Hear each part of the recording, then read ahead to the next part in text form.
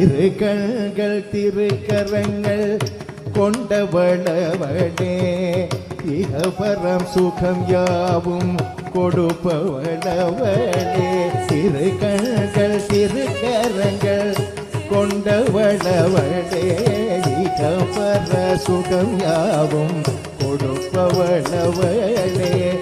அபயம் அளிப்பவளே ஆதிலட்சுமி அவளே ஆபரணம் அணிந்த ஒளிக்கதிரணி அவளே எழில் மலர் தோரணங்கள் சூழ்பவளவளே அழகிய தாமரை மேல் வாழ்பவளவளே